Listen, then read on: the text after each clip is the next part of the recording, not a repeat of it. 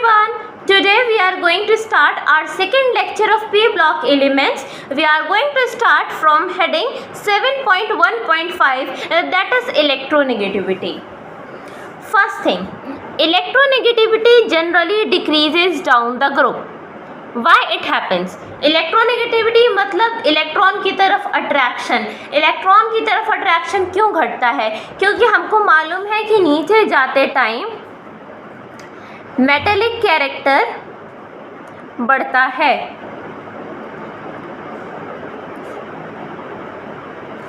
अगर metallic character बढ़ेगा it means metal को तो ज़रूरत होती ही नहीं है इलेक्ट्रॉन की, मेटल तो खुद इलेक्ट्रॉन लूज करने के लिए रेडी रहता है। एग्जाम्पल मेटल क्या है? सोडियम। कहीं सोडियम माइनस देखा है? नहीं, हमेशा सोडियम क्या होता है? सोडियम प्लस होता है। सोडियम क्या चाहता है कि इलेक्ट्रॉन निकल जाए, इसलिए मेटल को इलेक्ट्रॉन की तरफ कोई ज़्यादा अट्रैक्शन नहीं है, वो तो खुद इलेक्ट्रॉन लूज करता है।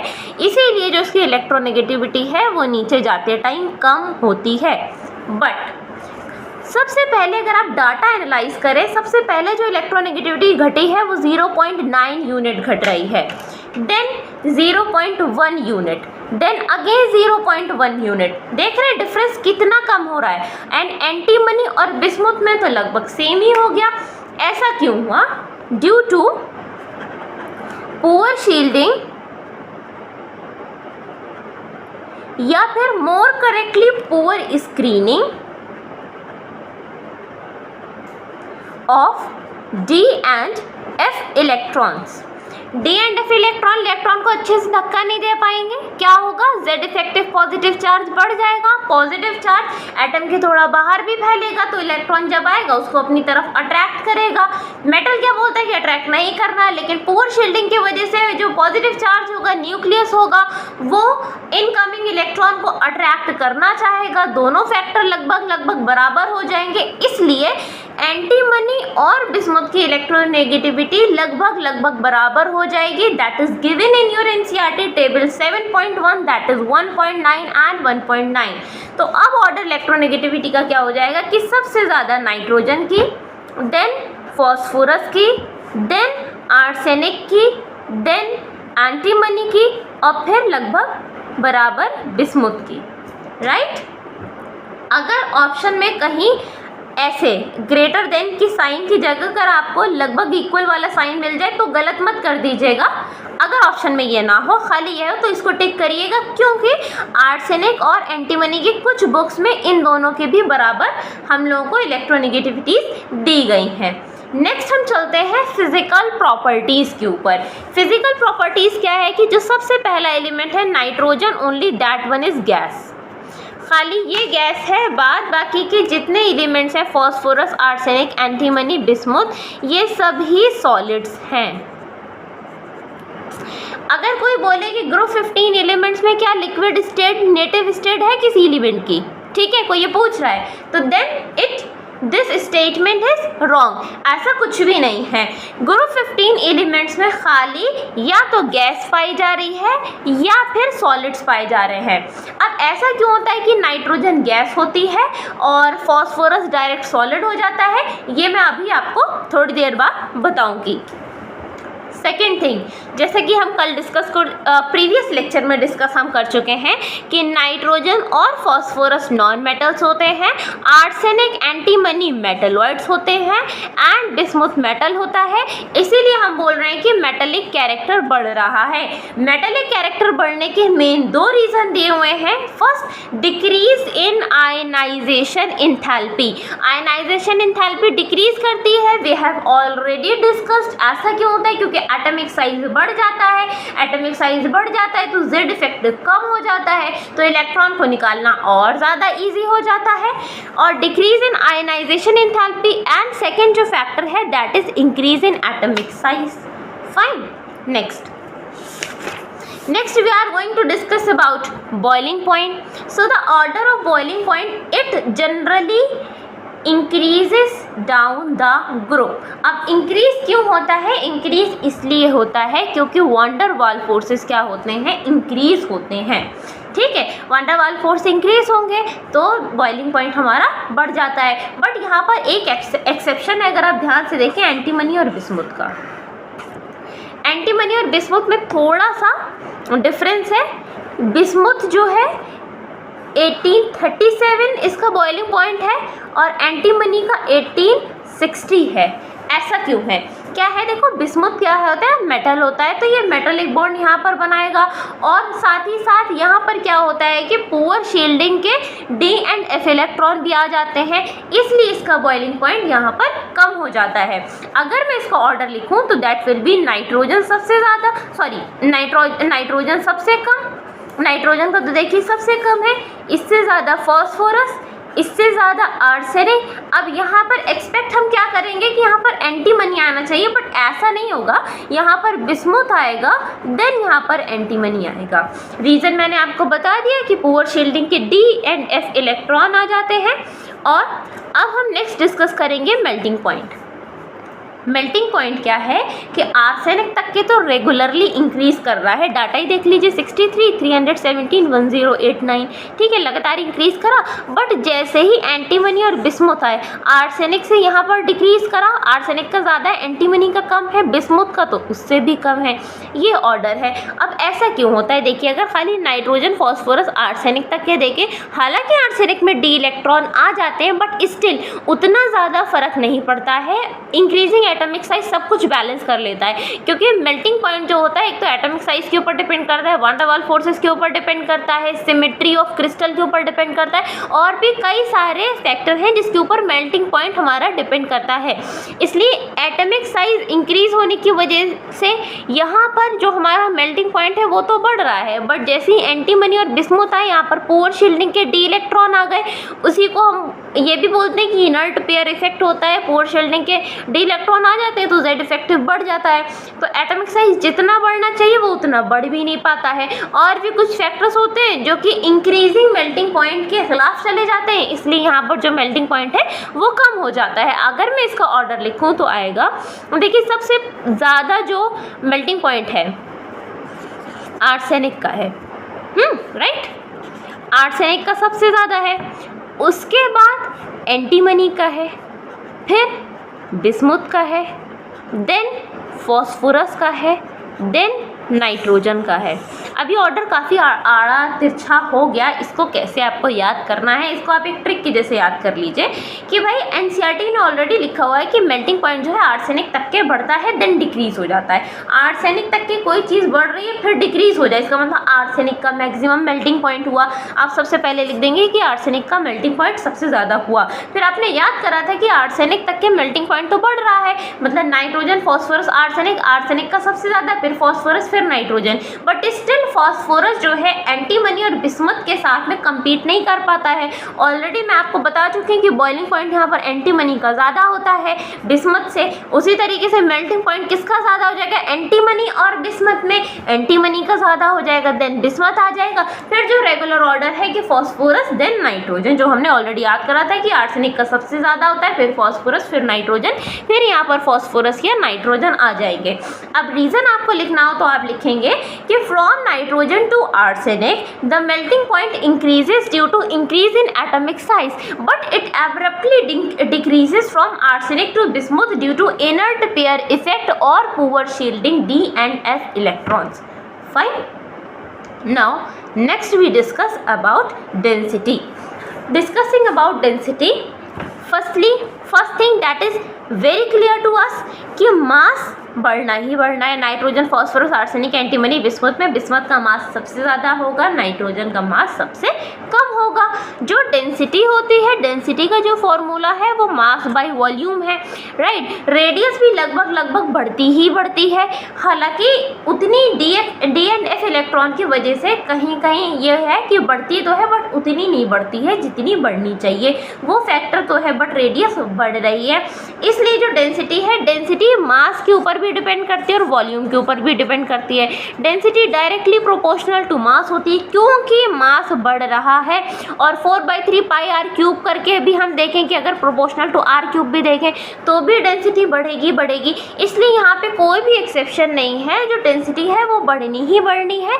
इसका जो ऑर्डर आएगा डेंसिटी का दैट विल बी नॉर्मल, कि बिस्मुथ की सबसे ज़्यादा, फिर एंटीमनी की, फिर आर्सेनिक की, फिर फॉस्फोरस की, फिर नाइट्रोजन की। अब यहाँ पर गौर करने वाली ये बात है कि जो इंक्रीमेंट है, अब यहाँ पर एक का भी इंक्रीमेंट पूरा नहीं हो पाया है, ठीक है, और यहाँ पर लगभग 2 पॉइंट कुछ का इंक्रीमेंट यहाँ पर हो गया है। तो ये जो कुछ चीज़ें हैं कि भाई एंटीमनी और बिस्मथ में जितनी डेंसिटी ग्राम पर सेंटीमीटर क्यूब में बढ़ती है, ये जो डेंसिटी का डाटा है वो ग्राम पर सेंटीमीटर क्यूब में है, जितनी बढ़ती है उतनी आर्सेनिक एंड एंटीमनी में नहीं बढ़ती है, ये एक स्टेटमेंट आ सकता है। नेक्स्ट हम बात करते हैं एलोट्रॉपी की। सबसे पहले मैं आपको समझाती हूँ कि एलोट्रॉपी क्या होती है। फाइन, एलोट्रॉपी क्या है कि एलोट्रॉपी एक प्रॉपर्टी है किसी भी एलिमेंट की to exist in more than one physical form. एक से ज़्यादा फिजिकल फॉर्म में उसको एग्जिस्टेंस है, वो एग्जिस्ट करता है। यहाँ पर मैं बात खाली सॉलिड, लिक्विड या गैस की नहीं कर रही हूँ। यहाँ पर अगर सॉलिड भी है तो भी उसकी फिजिकल फॉर्म डिफ़र कर सकती है। फॉर एग्जाम्पल, पहली चीज़ सॉलिड फॉर्म कैसे डिफरेंट हो सकती है, या तो एक ही कोई एलिमेंट है, मान लीजिए कोई एलिमेंट ए है,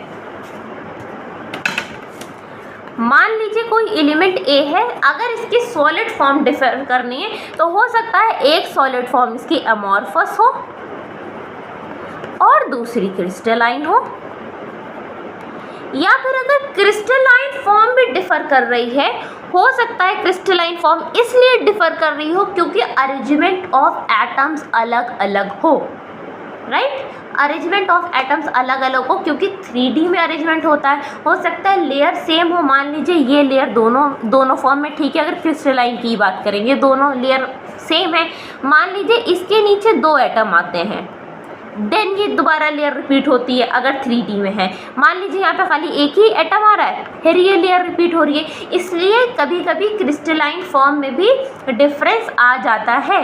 तो जो एलोट्रॉपिक फॉर्म्स होती हैं उनके मेल्टिंग पॉइंट में भी डिफरेंस आता है, बॉइलिंग पॉइंट में भी डिफरेंस आ सकता है। थर्ड, इलेक्ट्रिकल कंडक्टिविटी में भी डिफरेंस आ सकता है, थर्मल कंडक्टिविटी में भी डिफरेंस आ सकता है, और भी कई सारी फिजिकल प्रॉपर्टीज़ में भी डिफरेंस आ सकता है एलोट्रॉपी में। अगर मैं आपको एलोट्रॉपी बताऊं तो allotropy is a property of a element to exist in more than one physical form which may differ either in arrangement of atoms or it may be different, either it is crystalline or amorphous in solid state, right? That is allotropy. First thing, nitrogen के अलावा जितने भी element हैं, nitrogen, phosphorus, arsenic, antimony, bismuth है, जितने भी elements हैं nitrogen के अलावा वो सब एलोट्रॉपी शो करते हैं। नाइट्रोजन एलोट्रॉपी क्यों नहीं शो कर पाता है? क्योंकि नाइट्रोजन में कैटिनेशन पावर इतनी ज़्यादा नहीं होती है, वो N ट्रिपल बॉन्ड N खाली डाई एटमिक फॉर्म में एग्जिस्ट करता है, क्योंकि नाइट्रोजन खाली डाई एटमिक फॉर्म में एग्जिस्ट करता है। ऐसा क्यों होता है ये मैं अभी आपको आगे बताऊंगी। अब मैंने आपसे क्या क्या चीज़ बोली मैं आगे बताऊंगी। पहला, नाइट्रोजन गैस क्यों होती है, फॉस्फोरस सॉलिड क्यों हो गया, दूसरा नाइट्रोजन खाली डायटोमिक फॉर्म में क्यों एग्जिस्ट करता है। ये 2 चीज़ें मैं अभी आपको आगे बताऊंगी जब मैं आपको कैटिनेशन पढ़ाऊंगी और एनामलस प्रॉपर्टी बताऊंगी, राइट। रीज़न वही मालूम चलेगा। अब फॉस्फोरस क्या है, फॉस्फोरस के एलोट्रॉपिक फॉर्म, यहाँ जो आपको पैराग्राफ दिया हुआ 7.1.6 फिजिकल प्रॉपर्टीज़ का, यहाँ पर आपको फॉस्फोरस के एलोट्रॉपिक फॉर्म नहीं बताई गई, फॉस्फोरस के एलोट्रॉपिक फॉर्म आगे बताई गई हैं, बट मैं यहीं पे बताती हूँ। देखिए फॉस्फोरस की पहली बात तो क्या है, 3 एलोट्रॉपिक फॉर्म हो सकती है, वाइट फॉस्फोरस, रेड फॉस्फोरस और ब्लैक फॉस्फोरस। और मैं आपको एक चीज़ बता दूँ, जो टेबल 7.1 आपको दी हुई, जहाँ पर आपको फॉस्फोरस का मेल्टिंग या बॉइलिंग पॉइंट दिया हुआ है, वो जो डाटा है वो रेड फॉस्फोरस के रेफरेंस में दिया हुआ है, राइट। ब्लैक फॉस्फोरस की भी 2 फॉर्म हो सकती हैं, सोच रहे हैं ऑलरेडी वहाँ पे एलोट्रॉपिक फॉर्म है, उसके बाद एलोट्रॉपिक फॉर्म की भी 2 फॉर्म्स हैं, right. Black phosphorus is like that. Black phosphorus की भी 2 फॉर्म है, first is alpha black phosphorus, second is beta black phosphorus, ठीक है। आर्सेनिक की भी कई तरीके की एलोट्रॉपिक फॉर्म्स होती हैं, बट एनसीईआरटी में टेबल 7.1 के नीचे एक ई करके लिखा हुआ, ई ग्रे अल्फा फॉर्म। ई जब आप सर्च करेंगे तो आर्सेनिक के मेल्टिंग पॉइंट के डाटा में आपको ई दिया हुआ है। इट मीन्स कि आर्सेनिक की भी एक एलोट्रॉपिक फॉर्म होती है, that is grey alpha form, that is grey alpha form. This is important, fine. Now I am going to explain about oxidation states and trends in their chemical reactivity. देखिए time save करने के लिए, क्योंकि अगर मैं आपके साथ साथ लिखूंगी यहीं पर तो मुझे टाइम लगेगा, इसलिए जो चीज़ें होती हैं साथ में लिखने वाली समझाते टाइम उसके लिए मैं जगह छोड़ दे रही हूँ, और जो चीज़ पहले से लिख के लाने वाली हूँ वो मैं पहले से लिख के ला रही हूँ। अब यहाँ पर मुझे सारी चीज़ें समझानी, इसलिए मैं पहले से कुछ भी लिख करके यहाँ पे नहीं लाई थी, राइट। अब आप मेरे सामने साथ में समझिएगा। Oxidation states and trends in their chemical reactivity. सबसे पहली बात, जो कॉमन ऑक्सीडेशन स्टेट्स जो हमको देखने को मिलती हैं यहाँ पर,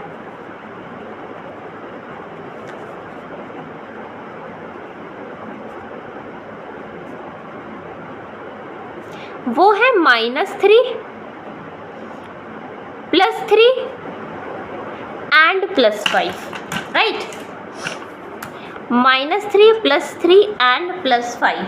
अब इनकी स्टेबिलिटी कैसे कैसे घट या बढ़ रही है या इसका क्या रीज़न है मैं आपको बताती हूँ।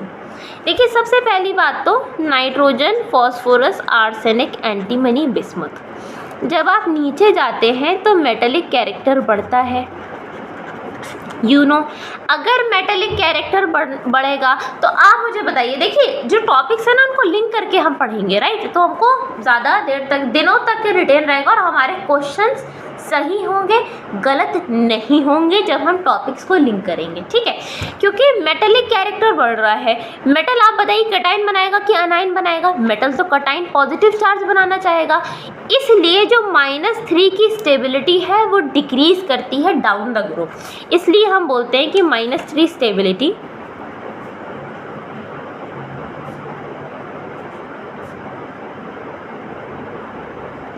Decreases down the group. पहली चीज़। सेकंड मैं आपको बताऊंगी +5। अब आपको लग रहा होगा कि मेटेलिक कैरेक्टर बढ़ रहा है तो +5 की स्टेबिलिटी बढ़नी चाहिए, है ना, लेकिन ऐसा नहीं होगा। ऐसा क्यों नहीं होगा? क्योंकि जैसे ही हम आर्सेनिक, एंटीमनी, बिस्मुथ में जाते हैं वही D एंड F इलेक्ट्रॉन आ जाएंगे, पोर शील्ड करेंगे, अच्छे से धक्का नहीं दे पाएंगे आउटर मोस्ट इलेक्ट्रॉन को, तो आउटर मोस्ट इलेक्ट्रॉन को निकालना मुश्किल हो जाएगा। क्यों? क्योंकि Z इफेक्टिव बढ़ चुका होगा। जब उसको निकालना मुश्किल हो जाएगा तो क्या +5 आसानी से बनेगा? नो, +5 आसानी से नहीं बन पाएगा। इसलिए +5 स्टेट की जो स्टेबिलिटी है वो क्या करेगी? It also decreases down the group.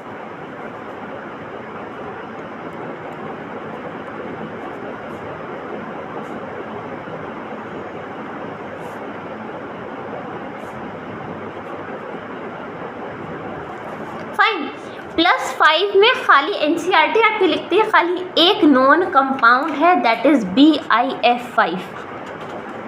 अब ये भी कंपाउंड क्यों बन गया जब +5 बनाना मुश्किल हो रहा था? BiF5 भी क्यों बन गया? क्योंकि आपको मालूम है फॉस्फोरस क्या है कि मोस्ट इलेक्ट्रोनेगेटिव है। बिस्मुथ की इलेक्ट्रोनेगेटिविटी क्या पढ़ के आ रहे हैं? अभी 1.9 पढ़ के आ रहे हैं। और जो फ्लोरीन की, सॉरी फॉस्फोरस अभी बोल दिया हो तो दैट इज़ फ्लोरीन, ठीक है। BiF5 भी क्यों बन गया हो? तो जो है फ्लोरीन की जो इलेक्ट्रोनेगेटिविटी है that is 4। Fluorine is the most electronegative, ठीक है। फ्लोरीन क्या है? बहुत इलेक्ट्रोनेगेटिव है, इतना इलेक्ट्रोनेगेटिव है कि बिस्मुथ को इस बात पे राज़ी कर लेगा कि अपने इलेक्ट्रॉन और लूज़ करो, ये 5 इलेक्ट्रॉन लूज़ उसका करवा लेगा और ये जो है केमिकली भी स्टेबल कंपाउंड बनेगा, इसलिए BiF5 मिलता है। अगर आपको क्वेश्चन इस तरीके का आ जाए, क्वेश्चन हो which of the following compounds are found, इनमें से कौन से कंपाउंड हैं जो मिलते हैं, और ऑप्शन आपको दिया जाए, A option BiF5, B option BiCl5, C BiI5, D BiBrF5। अब देखिए इनडायरेक्ट क्वेश्चन NCERT से ही ड्राइव्ड है। अब NCERT लिखती है कि BiF5 के अलावा और कोई भी नहीं मिलता है, तो ये क्यों मिलेंगे? नहीं मिलेंगे। क्वेश्चन आपसे यही पूछा गया कि इनमें से कौन सा कंपाउंड स्टेबल है या कौन सा कंपाउंड मिलता है, तो आंसर क्या हो जाएगा? BiF5, simple. अब बचा +3। अब +3 की स्टेबिलिटी क्यों बढ़ेगी? देखिए जो चीज़ मैंने आपको बताई ना कि ज़्यादा इलेक्ट्रॉन लूज नहीं हो पाते हैं क्योंकि D and F electron poor shield करते हैं तो जेड इफेक्टिव बढ़ जाता है। इसी इफेक्ट को हम इनर्ट पेयर इफेक्ट बोलते हैं। इनर्ट पेयर इफेक्ट क्यों? कि भाई जो 2 इलेक्ट्रॉन है एस ऑर्बिटल के वो लूज नहीं हो पा रहे हैं क्योंकि उसके ऊपर न्यूक्लियस जो है पॉजिटिव चार्ज है, उसका इलेक्ट्रोस्टैटिक अट्रैक्शन बढ़ चुका है क्योंकि रिपेल करने वाला वहाँ पर कोई नहीं था या उतना इफेक्टिव रिपल्शन नहीं हो रहा था। That is known as are inert pair effect. तो अब +3 की स्टेबिलिटी जो है वो बढ़ेगी, right? +3 stability increases down the group.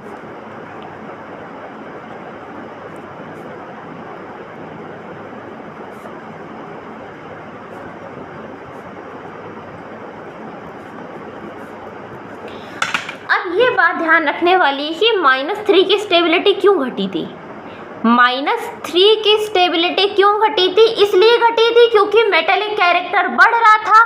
Metal negative charge नहीं बनाना चाहता है, पॉजिटिव चार्ज बनाता है, इसलिए -3 की स्टेबिलिटी घटी थी। First thing. सेकेंड थिंग, +3 की स्टेबिलिटी क्यों बढ़ी? +3 की स्टेबिलिटी क्यों बढ़ी? क्योंकि इनर्ट पेयर इफेक्ट की वजह से बढ़ी। Poor shielding, D and F electron आ गए थे।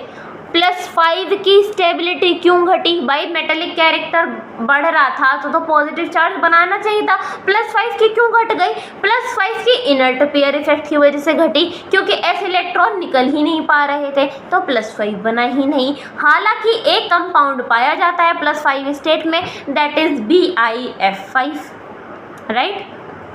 अब जो नाइट्रोजन है हमारा, नाइट्रोजन में -3 स्टेट तो आपको देखने को मिलेगी ही मिलेगी, ठीक है, लेकिन नाइट्रोजन में कुछ और स्टेट्स भी देखने को मिलती हैं, that is +1, +2 and +4। +1, +2 and +4 states हमको देखने को मिलती हैं।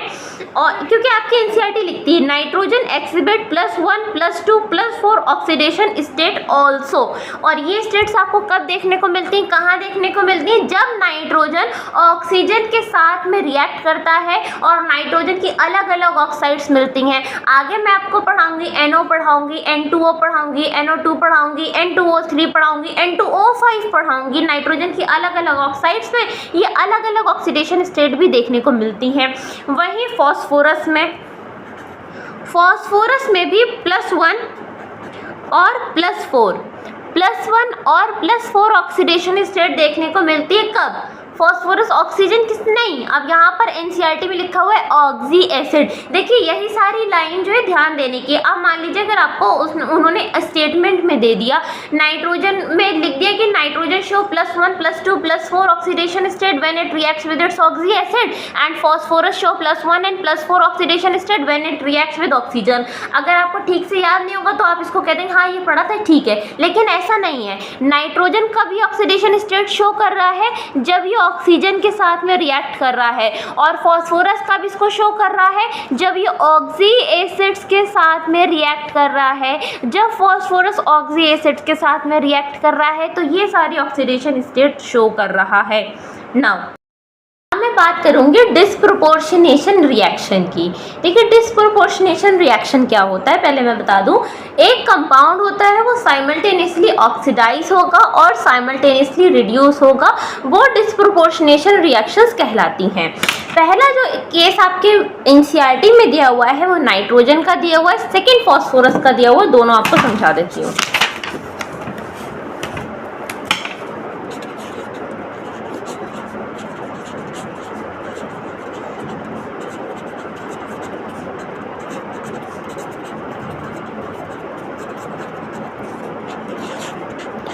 पहली बात जो आपको ध्यान रखनी है, देखिए कोई भी रिएक्शन हो रही है तो उसका मीडियम चाहिए होता है, aqueous medium, acidic medium, basic medium, alkali medium, right. तो जो नाइट्रोजन की रिएक्शन होगी वो रिएक्शन होगी एसिडिक मीडियम में। नाइट्रोजन की रिएक्शन हम परफॉर्म करवाते हैं एसिडिक मीडियम में, ठीक है। नाइट्रोजन में क्या है, जो इंटरमीडिएट की ऑक्सीडेशन स्टेट आ गई है ना +1 से लेके +4 तक के, वो सभी डिस्प्रोपोर्शनेट होती हैं, राइट। जैसे एक एग्जाम्पल इसमें दिया हुआ है HNO2। HNO2 सपोज जब हम एसिडिक मीडियम में डालेंगे तो ये ब्रेक होगा HNO3 में, NO में एंड H2O में। अब आप बैलेंस कर लीजिएगा, कर देती हूँ। Thrice of HNO2, twice of NO and HNO3, it is like HNO3। ठीक है, ये खाली ऐसे ही है। तो अगर मैं यहाँ पर ऑक्सीडेशन स्टेट HNO2 की निकालूँ, थ्योरेटिकल ऑक्सीडेशन स्टेट्स की बात हो रही है यहाँ पर। ठीक है, मैं थ्योरेटिकल ऑक्सीडेशन स्टेट निकाल रही हूँ, स्ट्रक्चर के थ्रू नहीं निकाल रही हूँ। यहाँ पर ऑक्सीडेशन स्टेट जो आएगी दैट विल बी +3। ठीक है, जैसा कि मैंने बोला कि नाइट्रोजन के +1 से लेके +4 तक के जो ऑक्सीडेशन स्टेट हैं वो डिस्प्रोपोर्शनेट होती हैं। तो देखिए +3 जो है +1 और +4 के बीच में आ रहा है। यहाँ पर जो ऑक्सीडेशन स्टेट आएगी दैट विल बी +5, राइट, और यहाँ पर जो ऑक्सीडेशन स्टेट आएगी दैट विल बी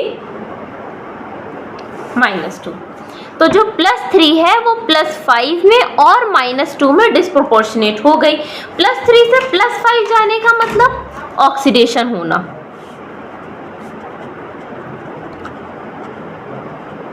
और +3 से -2 जाने का मतलब रिडक्शन होना। अब देखिए साइमल्टेनियसली एक ही कंपाउंड का ऑक्सीडेशन भी हो रहा है और एक ही कंपाउंड का रिडक्शन भी हो रहा है, इसलिए इस तरीके के रिएक्शंस को डिस्प्रोपोर्शनेशन रिएक्शन कहा जाता है। सेकंड जो मैं आपको एग्जांपल दूंगी that will be of phosphorus. अब एक बात ध्यान रखनी है कि नाइट्रोजन का तो खाली एसिडिक मीडियम में हो रहा था, बट फास्फोरस में एसिडिक मीडियम में भी होगा, और दूसरा एक्वस बेस को एल्कली बोलते हैं ना, तो एल्कलाइन मीडियम में भी होगा। यहाँ पर भी जो इंटरमीडिएट ऑक्सीडेशन स्टेट्स होंगी वो ब्रेक होंगे +5 में और -3 में होंगी यहाँ पर, राइट। अब एक एग्जाम्पल इस पैराग्राफ के साथ में तो नहीं दिया हुआ है, बट फॉस्फोरस के जहाँ पर आई थिंक ऑक्सी एसिड्स बताए गए हैं वहाँ पर ये एग्जाम्पल आपको दिया हुआ है। क्या है कि H3PO3 को या तो एसिडिक मीडियम में डालें या फिर एल्कलाइन मीडियम में डालें, तो ये H3PO4 और PH3 में ब्रेक होता है। H3PO3 मतलब फॉस्फोरस एसिड, फॉस्फोरस ध्यान रखिए, और H3PO4 phosphoric, PH3 phosphine, phosphine. ठीक है, ये पूरा कंपाउंड अभी आगे हमको पढ़ना भी है। अब ये एक मेथड जो है फॉस्फीन की प्रिपरेशन का भी हो गया। ठीक है, अभी हमको ये नहीं मालूम है कि ये फॉस्फीन यहाँ से कमर्शियल लेवल पे मिलेगी या नहीं मिलेगी, बट यहाँ पे एक फॉस्फीन प्रोडक्ट है, तो हाँ थ्योरेटिकली हम मान सकते हैं कि फॉस्फीन के प्रिपरेशन का ये भी एक मेथड है। ठीक है, अब यहाँ पर मैं ऑक्सीडेशन स्टेट निकालूं तो फॉस्फोरस की आएगी +3, 2 3 6 -6, और ये 3 + 3 -6 और +3 आया -3, और इसका अपोजिट फॉस्फोरस को देना है तो +3, राइट। यहाँ पर हम निकालेंगे आएगा +5, और यहाँ पर हम निकालेंगे आएगा -3। तो अब यहाँ पर +3 से +5 जाने का मतलब ऑक्सीडेशन होना, और +3 से -3 जाने का मतलब रिडक्शन होना। तो यहाँ पर ऑक्सीडेशन भी हो रहा है और रिडक्शन भी हो रहा है, इसलिए हम इसको कहेंगे डिस्प्रोपोर्शनेशन रिएक्शन, राइट। अब ये जो टॉपिक है हमारा oxidation states and trends in chemical reactivity complete. Now I will explain you catenation. Firstly I will explain you what is catenation. Catenation is the process of self linking. Catenation का दूसरा जो नाम है that is self linking. Self linking का मतलब मान लीजिए एक एटम है ए, ये अपने ही जैसे एटम से जुड़ता जाए,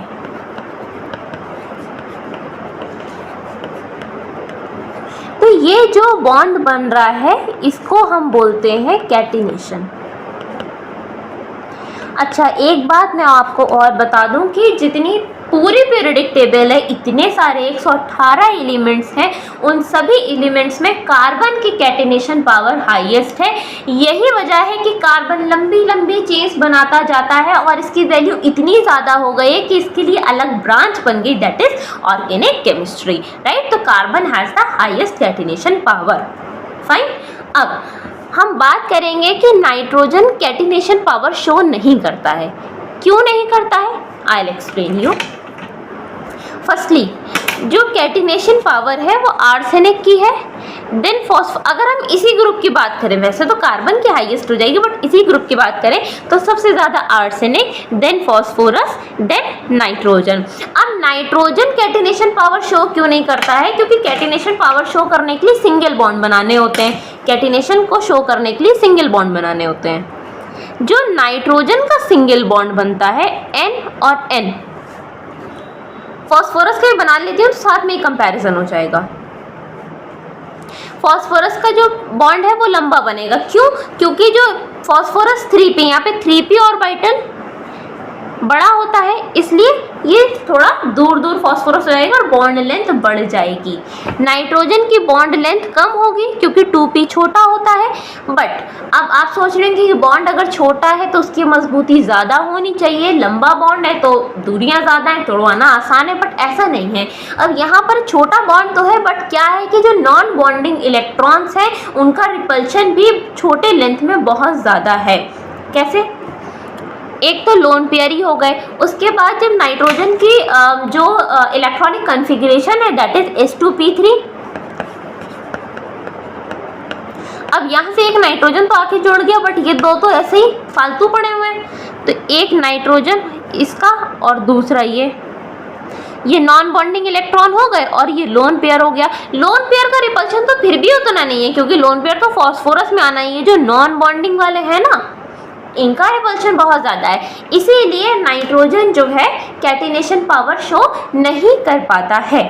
सेकेंड, अब ये जो रिपल्शन है इसको बोलते हैं इंटर इलेक्ट्रॉनिक रिपल्शन या inter bond electronic repulsion of non bonding electrons, right.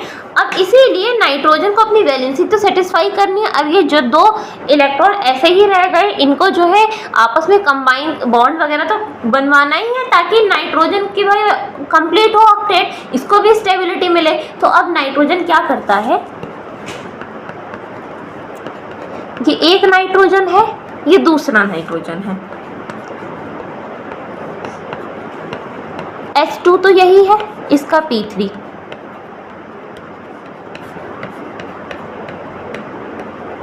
ये इलेक्ट्रॉन इसके साथ, ये इलेक्ट्रॉन इसके साथ और ये इलेक्ट्रॉन इसके साथ, ये क्या N ट्रिपल बॉन्ड N बना देता है। ये वाला बॉन्ड जो पहला बनता है दैट इज सिग्मा, बाद बाकी जो दो बनते हैं उनको हम पाई बॉन्ड बोलते हैं। तो ये N ट्रिपल बॉन्ड N बना लेता है और अब इसको तोड़ना, इसके 3 बॉन्ड को तोड़ना काफ़ी ज़्यादा मुश्किल हो जाता है, ठीक है। क्यों? क्योंकि इसकी एनर्जी काफ़ी ज़्यादा हाई है, that is 941.6 kilo joule per mole, I guess 941.6 kilo joule per mole. इसको तोड़ना काफ़ी जो मुश्किल हो जाता है क्योंकि इसकी एनर्जी काफ़ी ज़्यादा होती है, इसको एनर्जी बहुत ही प्रोवाइड करनी है। इसलिए क्या है कि नाइट्रोजन कैटिनेशन शो नहीं करता है, हालांकि फॉस्फोरस कैटिनेशन शो करता है। इवन जो फॉस्फोरस है वो टेट्राहेड्रल फॉर्म में पाया जाता है, ऐसे ये ऐसे टेट्राहेड्रल फॉर्म में भी पाया जाता है फॉस्फोरस जो है। अब देखिए आपस में लिंकिंग कर रहा है ना, ये फॉस्फोरस की कैटिनेशन पावर काफ़ी ज़्यादा है, आर्सेनिक की भी है बट नाइट्रोजन की नहीं है, N ट्रिपल बॉन्ड N बनाएगा।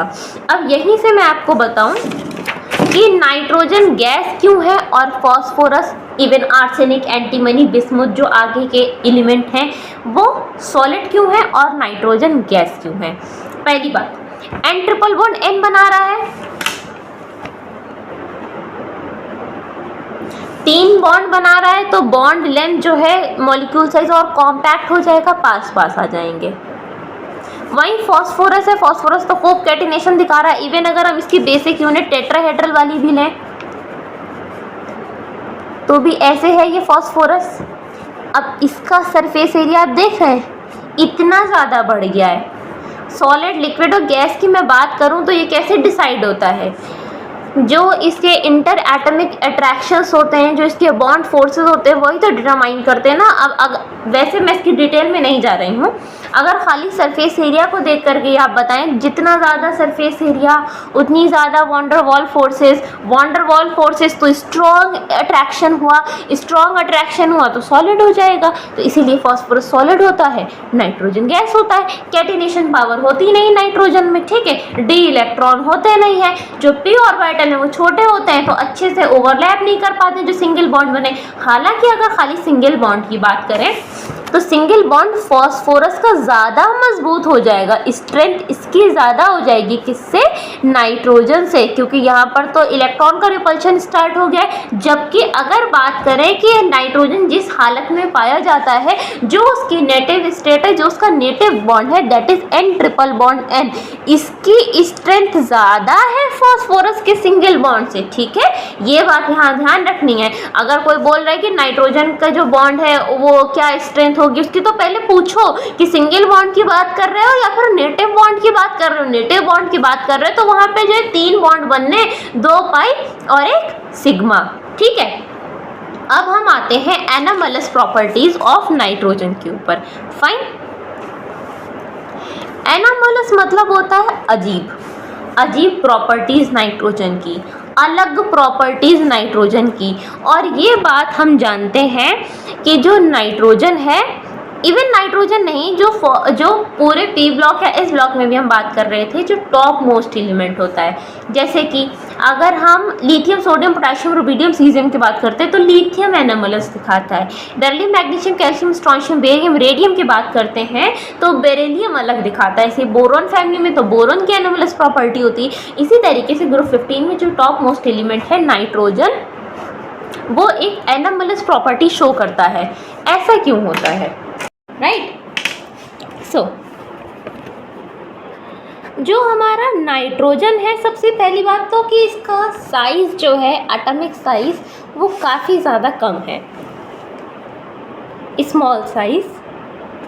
सेकेंड, इलेक्ट्रोनेगेटिविटी भी अगर आप देखें 3 है, फिर 2.1 हुई है, फिर 2 हुई है, फिर 1.9 हुई है, ठीक है। तो 3 देख रहे हैं ना कितनी हाई इलेक्ट्रोनेगेटिविटी है, तो हाई इलेक्ट्रोनेगेटिविटी भी है।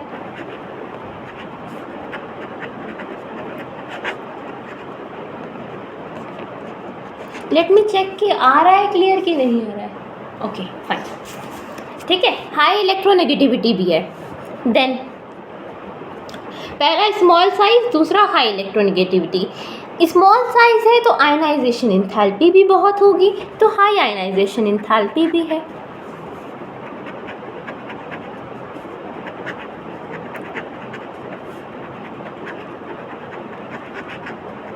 फोर्थ जो फैक्टर है वो है non availability of D electron. अब इसके ऊपर मैं बहुत डिटेल्ड आपको बता चुकी हूँ कि डी इलेक्ट्रॉन के होने से या ना होने से क्या फ़र्क पड़ता है, जो इससे प्रीवियस लेक्चर नंबर 1 उसमें मैं क्लियर कर चुकी हूँ, ठीक है। तो एब्सेंस ऑफ डी इलेक्ट्रॉन, अब जो रिमेनिंग पॉइंट्स हैं वो मैं यहाँ पे बताऊँगी कि एब्सेंस ऑफ डी इलेक्ट्रॉन। अब स्मॉल साइज या हाई इलेक्ट्रोनेगेटिविटी होने से क्या है, ये पी पाई बॉन्ड बनाता है। हाई आयनाइजेशन एंथैल्पी होने की वजह से इसके जो मोस्ट ऑफ द कंपाउंड्स हैं वो कोवेलेंट हैं, right. Most of the compounds covalent हैं। कैटिनेशन पावर काफ़ी कम है, ऑलरेडी डिटेल इसकी हम ऑलरेडी पढ़ चुके हैं। एब्सेंस ऑफ डी इलेक्ट्रॉन, ये मैं डिटेल आपको आगे बताऊंगी। अब देखिए पी पाई बॉन्ड क्या है, ये पी पाई बॉन्ड बनाता है, बट आगे वाले element phosphorus, arsenic, antimony, bismuth P pi bond नहीं बनाते हैं। इसका क्या मतलब है? पहली बात, इसको N single bond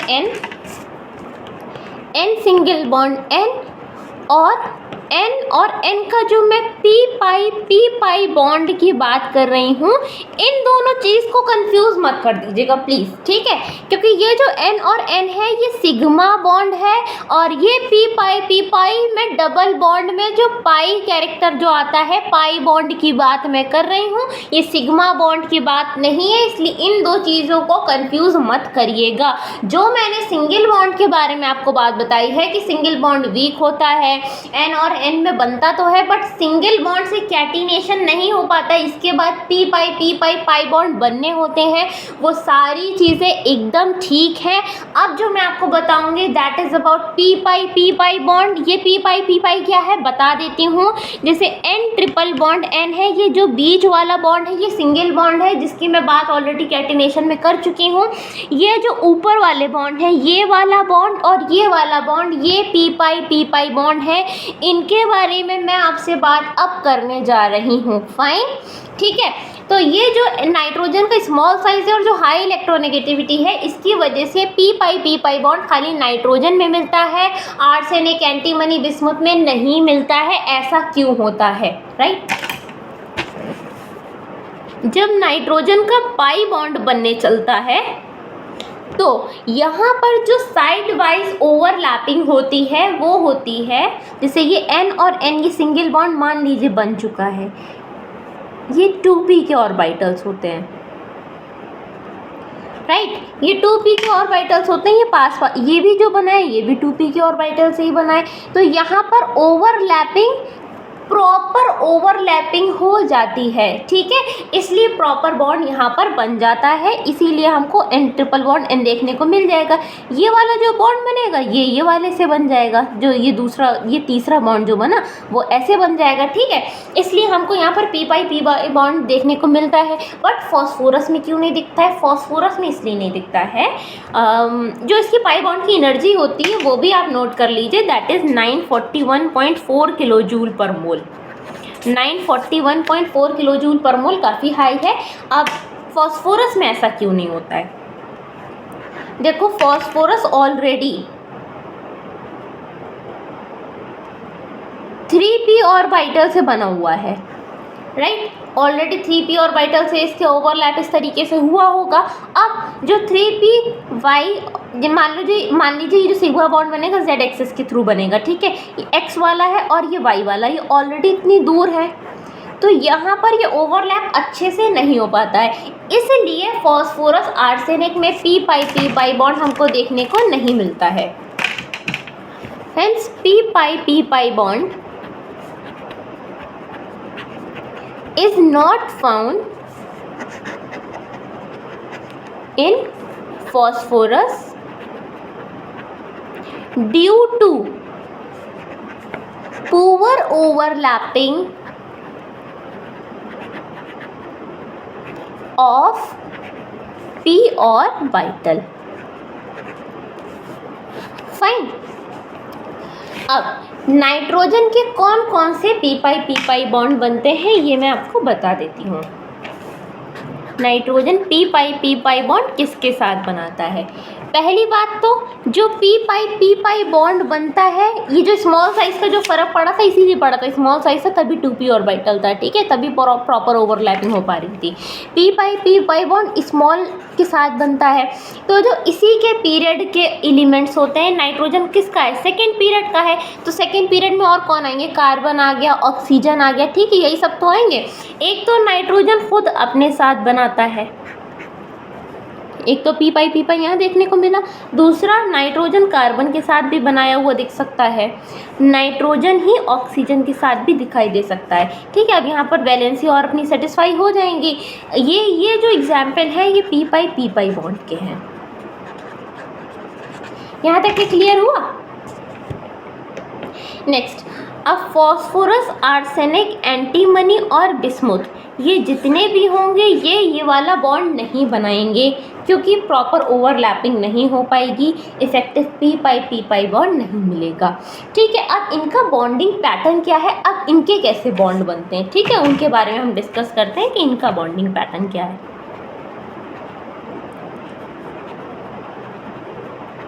nitrogen, phosphorus, arsenic, antimony and bismuth. तो जो नाइट्रोजन है इसके लिए मैंने आपको बता दिया पी पाई बॉन्ड बनाएगा। बिस्मुथ क्या है? मेटल है, तो ये कौन से बॉन्ड बनाएगा? मेटेलिक बॉन्ड बनाएगा, ठीक है। फॉस्फोरस और आर्सेनिक, बेसिकली फॉस्फोरस और आर्सेनिक और एंटीमनी ये सब सिंगल बॉन्ड बनाते हैं। सिंगल बॉन्ड को भी मैं और स्पेसिफाई करूं तो ये D pi p pi bond भी बना सकते हैं, ठीक है, डी पाई और पी पाई बॉन्ड भी ये बना सकते हैं। अब आपके एनसीईआरटी में एक लाइन लिखी हुई है, I would like to make it clear. यहाँ पर ये लिखा हुआ है ये डी ऑर्बिटल और पी पाई और जो डी पाई बॉन्डिंग है उसको मिला करके ये पॉइंट लिखा हुआ है कि फॉस्फोरस और आर्सेनिक के कुछ कंपाउंड्स ऐसे हैं जो ट्रांजिशन एलिमेंट्स के साथ में बॉन्ड बनाते हैं, तब जब लिगेंड का ये काम करते हैं तब क्या होता है, ये डी पाई और पी पाई बॉन्डिंग के थ्रू ही ये बॉन्ड बनते हैं। वो एग्जांपल मैं आपको दे देती हूँ। पहला एग्जांपल जो दिया हुआ है दैट इज़ फॉस्फोरस C2H5 इसको क्या बोलेंगे, ट्राईथाइल फॉस्फोरस, ठीक है। इसका स्ट्रक्चर कैसा होगा, C2H5। अब यहाँ पर आपको मालूम है कि फॉस्फोरस के ऊपर लोन पेयर भी रहा होगा। इसी लोन पेयर की डेंसिटी किसने बढ़ाई होगी, इन लोगों ने बढ़ा दी होगी प्लस आई के थ्रू, ठीक है। अब ये जो है इलेक्ट्रॉन ट्रांसफ़र होना है। ये इलेक्ट्रॉन कैसे ट्रांसफ़र होगा, यहाँ पर ट्रांजिशन एलिमेंट होगा।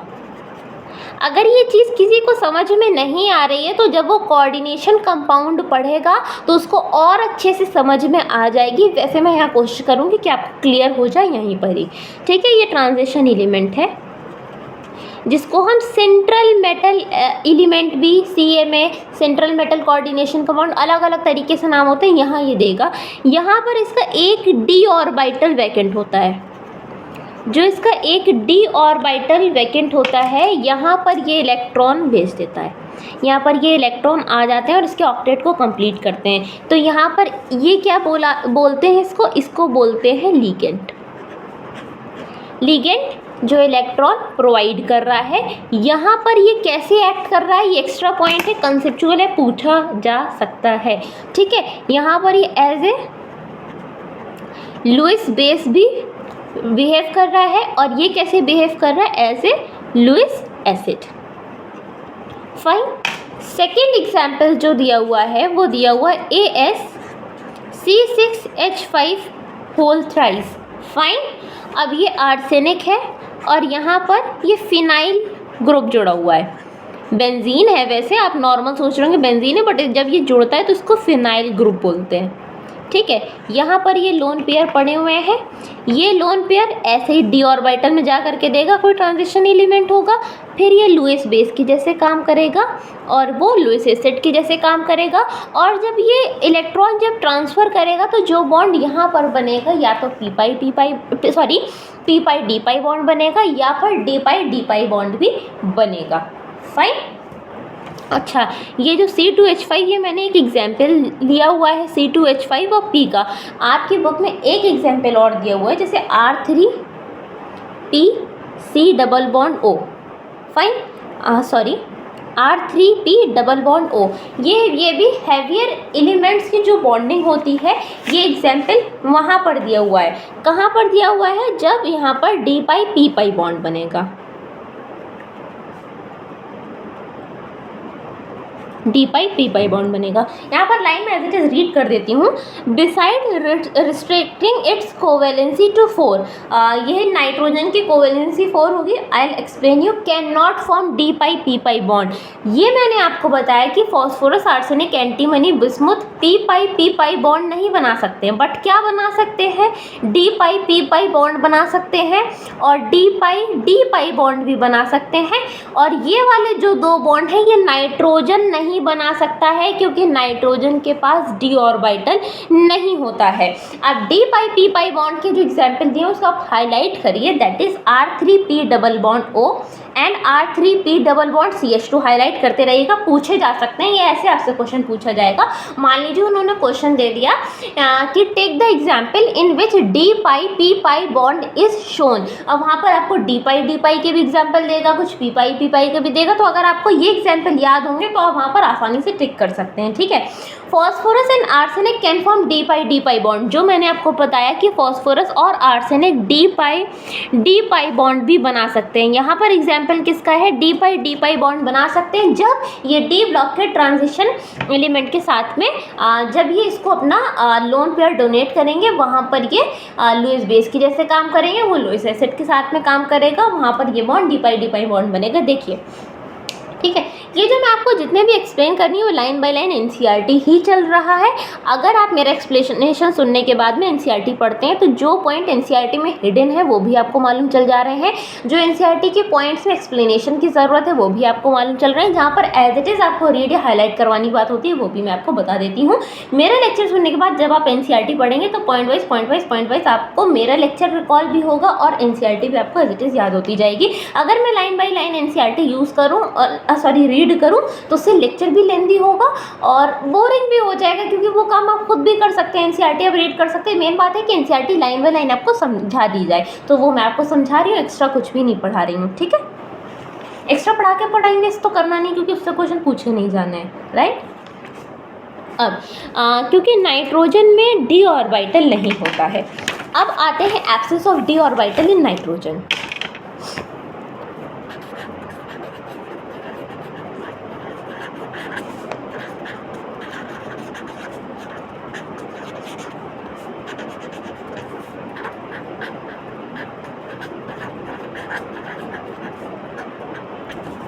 जब डी ऑर्बिटल नाइट्रोजन में ना हो, पहली बात तो कोवेलेंसी यहाँ पर रिस्ट्रिक्ट हो जाएगी। कोवेलेंसी क्या होता है कि वो कितने बॉन्ड बना सकता है, covalency. Firstly I would like to explain covalency.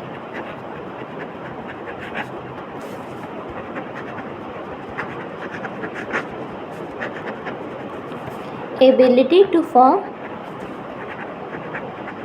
Bonds, ठीक है। जो हैवियर एलिमेंट्स है उसमें नाइट्रोजन कह रही हूँ, डी ऑर्बिटल अवेलेबल होता है। इलेक्ट्रॉनिक कॉन्फ़िगरेशन कल मैंने आपको बताया था, वहाँ पर डी ऑर्बिटल अवेलेबल होता है। जैसे फॉस्फोरस है, वहाँ पर आपने देखा था कि 3s2 3p था, फॉस्फोरस था 3s2 3p3 था। I would like to suggest you कि जो मैं आपको लिख करके बता रही हूँ आप मेरे साथ साथ में लिखते जाएं अपनी रफ कॉपी में, तो उससे कंसंट्रेशन भी मेंटेन रहेगा, साथ में जो मैंने आपको पढ़ाया था वो भी आपको याद रहेगा। अननेसेसरी पर दोबारा लेक्चर आपको देखने की ज़रूरत नहीं है, ठीक है। फॉस्फोरस 3s2 और 3p3 है, राइट। अब आप ये बोलेंगे कि यहाँ पर कहाँ से डी ऑर्बिटल आ गया भाई, यहाँ पे कहाँ डी ऑर्बिटल है, तो मैं आपको बता दूं कि आगे 3d पूरा खाली पड़ा हुआ है, 1 2 3 4 5, यहाँ पर कोई इलेक्ट्रॉन तो नहीं है, बट अगर इलेक्ट्रॉन लेने की बात आएगी ना तो ये 3d ऑर्बिटल सामने निकल करके आएगा, ठीक है। ये डी ऑर्बिटल इलेक्ट्रॉन लेने के लिए रेडी है, ये इलेक्ट्रॉन लेने के लिए आएगा अगर ज़रूरत पड़ेगी, क्योंकि ये पूरा खाली पड़ा हुआ है, फाइन। बल्कि नाइट्रोजन में ऐसा नहीं है जबकि, ठीक है, क्योंकि यहाँ पे 2s2 2p3 है, हमें तो खुद ही मालूम है 2d नहीं है। डी ऑर्बिटल की एग्जिस्टेंस कहाँ से स्टार्ट होती है, 3 से स्टार्ट होती है, 2d तो होता नहीं है, इसलिए यहाँ पे डी ऑर्बिटल नहीं होता है, फाइन। अब जो मैक्सिमम कोवेलेंसी है नाइट्रोजन की,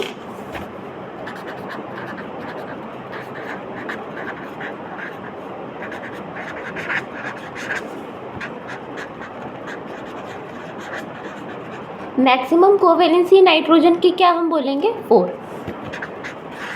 क्यों है,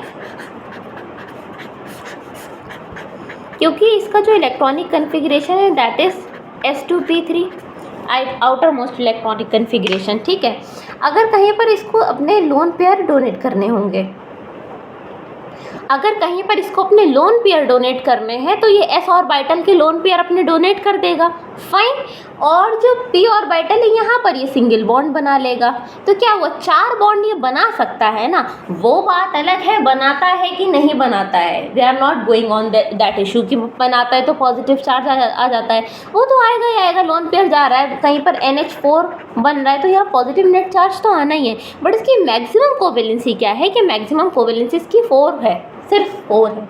वहीं अगर हम हैवियर एलिमेंट्स की बात करें, जैसे हैवी, ज़्यादा हैवी आर्सेनिक एंटीमनी बिस्मुथ पे भी नहीं जाना, यहीं फॉस्फोरस की एग्जांपल ले लीजिए, PF5 PCl5 ASF5 SbF6, right, और PF6 माइनस यहाँ पर क्या है, यहाँ पर कोवेलेंसी एक्सपेंड हो गई है। कोवेलेंसी एक्सपेंड होने का मतलब जैसे PF5 एग्जाम्पल में लें, फॉस्फोरस का क्या है 3s2 3p3 है,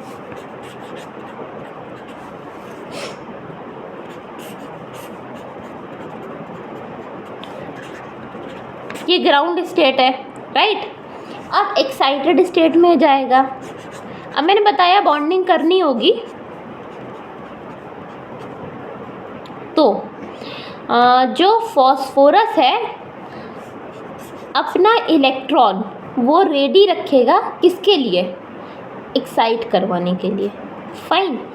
अब क्या होगा कि फ्लोरीन के पास में भी इलेक्ट्रॉन है, एक फ्लोरीन का इलेक्ट्रॉन यहाँ आएगा, एक फ्लोरीन का इलेक्ट्रॉन यहाँ आएगा, एक फ्लोरीन का इलेक्ट्रॉन यहाँ आएगा, एक फ्लोरीन का इलेक्ट्रॉन यहाँ आएगा, एक फ्लोरीन का इलेक्ट्रॉन यहाँ पर आएगा, तो क्या हो जाएगा PF5 बन जाएगा। इस तरीके से स्ट्रक्चर PF5 का बन जाएगा। ऐसे ही PCl5 का भी स्ट्रक्चर बन जाएगा। तो यहाँ पर टोटल फॉस्फोरस ने कितने बॉन्ड बना लिए, 1 bond, 2 bond, 3 bond, 4 bond, 5 bond, यहाँ पे 5 बॉन्ड बन गए। तो इस कंडीशन में फॉस्फोरस की कोवेलेंसी क्या हो गई 5 हो गई। तो यहाँ 4 से उन लोगों ने बढ़ा ली ना। अब यहीं पर डिफरेंस चालू होता है। देखिए नाइट्रोजन और इन सब में कैसे डिफरेंस हो गया। पहली चीज़ जो मैंने बताई, नाइट्रोजन कैटिनेशन पावर शो नहीं कर पाता है, नेग्लिजिबल है, जबकि फॉस्फोरस के बाद से वो लोग आसानी से कैटिनेशन पावर शो करते हैं। सेकंड मैंने आपको बताया कि पी बॉन्ड नाइट्रोजन बना लेता है, but phosphorus, arsenic, antimony, bismuth नहीं बना पाते हैं। थर्ड, पी बॉन्ड नाइट्रोजन नहीं बना पाता है क्योंकि डी ऑर्बिटल नहीं होता है, बल्कि जबकि फॉस्फोरस, आर्सेनिक, एंटीमनी, बिस्मुथ आराम से पी बॉन्ड बनाते हैं। Even in fact bismuth metallic bond बना लेता है। फोर्थ, डी पाई बॉन्ड भी फॉस्फोरस, आर्सेनिक वगैरह बना लेते हैं, बट नाइट्रोजन नहीं बना पाता है। फिफ्थ पॉइंट, नाइट्रोजन की कोवेलेंसी जो है वो खाली रिस्ट्रिक्ट है 4 तक के, बट फॉस्फोरस में 5 है। अभी PF6 माइनस का एग्जाम्पल मैं ले लूँ तो कितनी हो जाएगी, तो 6 कोवेलेंसी हो जाएगी। तो यहाँ पर कोवेलेंसी भी बढ़ती है। अब अगर आप oxidation state and trends in chemical reactivity का पैराग्राफ पढ़ें और एनामलस प्रॉपर्टीज ऑफ नाइट्रोजन का पैराग्राफ पढ़ें, एक एक लाइन यहाँ तक के कवर हो गई है। ठीक है, फाइन। हर कोशिश में हो बार बार करे